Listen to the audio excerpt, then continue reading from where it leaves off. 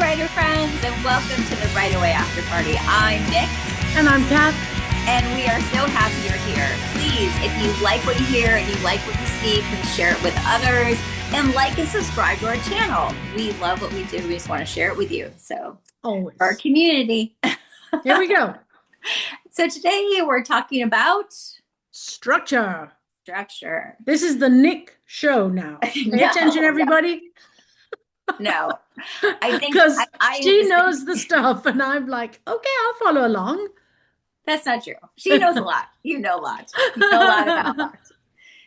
But I think for me, I just have been digging into structure, so I'm just very familiar with it right now. Just and the different styles. I've just been looking for a style of structure that I want to put the story premise to, and I just been, examining books and like what worked and what didn't work and why did that work.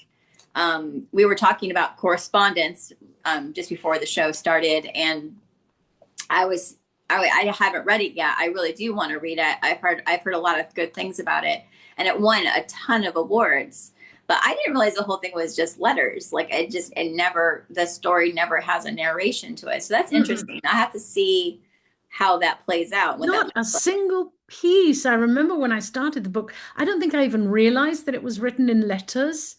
And I got through the first letter and I was like, oh, well, maybe this is just kind of an introduction. And when I turn the page, the narrator will say something or the main character will say something and there's another letter.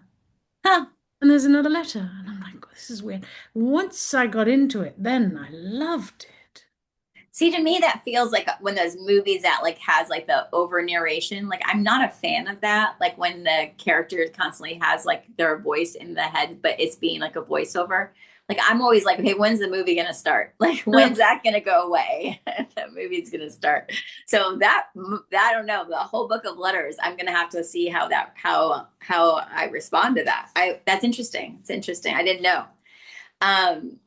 But it's interesting that you say that because I just finished reading a book called The Extraordinary Life of Sam Hell. Mm-hmm. And it was the same sort of thing that you just described in those words.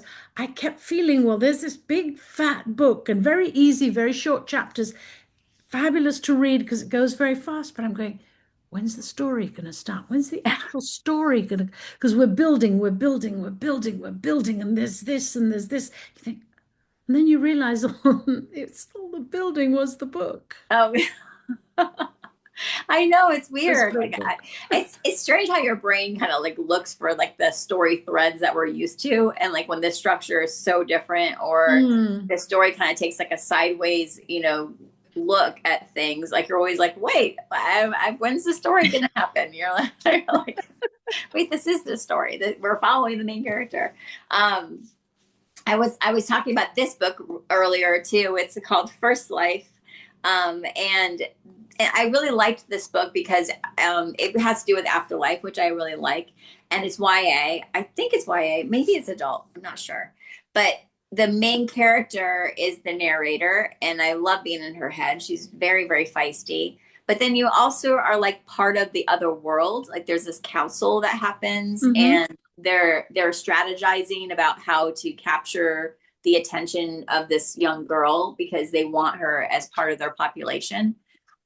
She has some gifts that they want to exploit in their afterlife. And so when you're alive, you have to sign a contract of where you're going to go after you die. And there's no getting out of that contract. The contract is like solid. No, contract. It's watertight. Yeah. And so her parents actually signed her contract for her when she was born. Oh. Promising the world that they were going to go to, but she's not sure she wants to be part of that world now. So it's interesting. It's very interesting book. But this book, I loved this book so much. Sadie by Courtney Summers. This book has such an interesting structure. It starts with a narrator, which I love, and Sadie, and she's just feisty as heck. It is a YA, but then it goes right into, I think it starts with a podcast. So there's a podcast that's in the book, and it's very, very fleshed out podcast. Like there has music that starts as her intro. There's like, he pays homage to a sponsorship.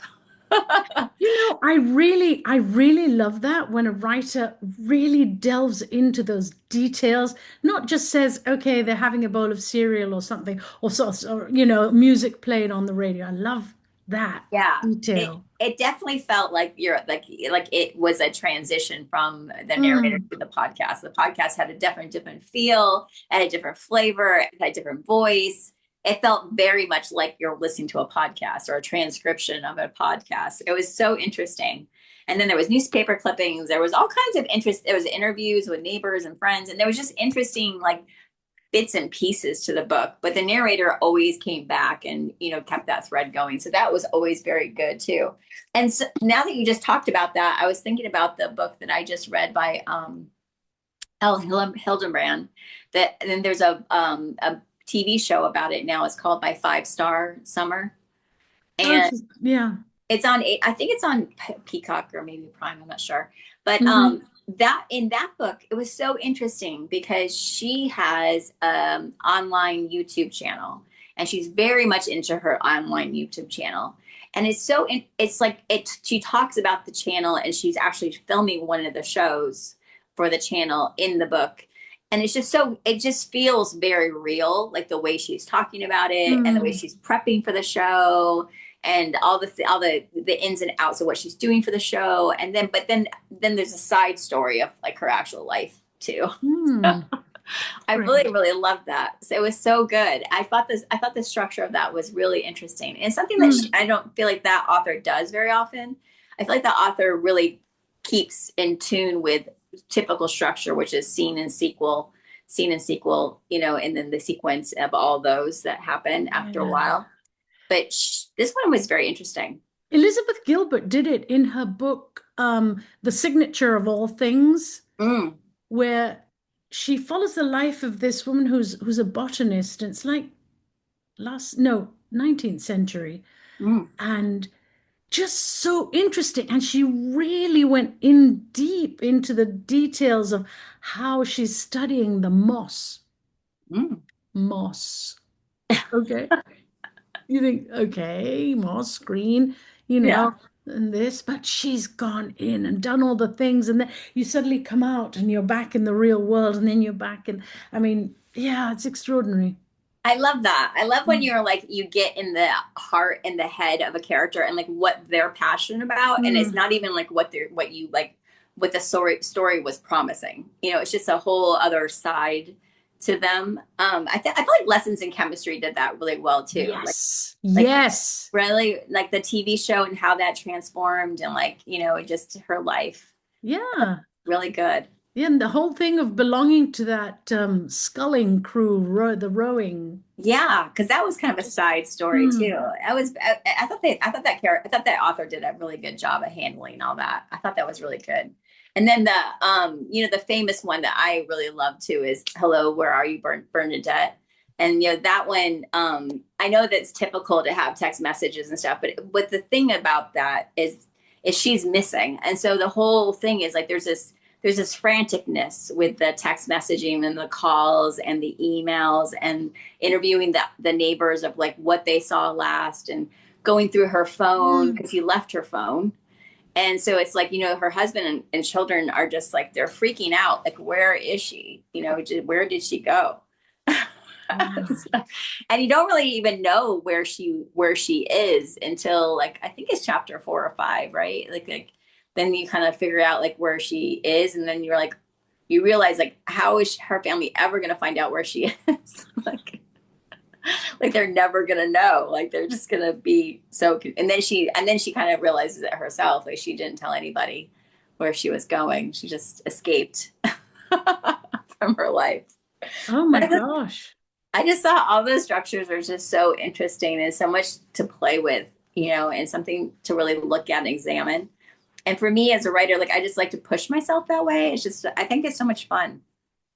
Like I love that with Intaker. With Intaker, I had the office memorandums and I had the soul sleeps and I had when Margaret's actually talking to this paper which is called the welcome packet, and so there's all these fun little structures that I put in within the book, and then of course there's their narration of Margaret herself. of her telling the story. But I always thought those were always so much fun. I loved all those little vehicles and like ways of telling a story. So Yeah. it's Never ending possibilities. yeah, I just think that as long as you know what you're doing and you have a grasp of what you're doing, I think just play. Just see how it goes, see how it flows, and don't be afraid to like try something different.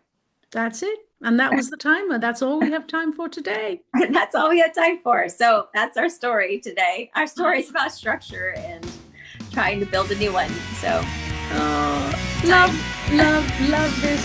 Thanks, Nic, for this little glimpse into structure. All right, writing friends. Well, thank you so much. Talk to you later. Bye.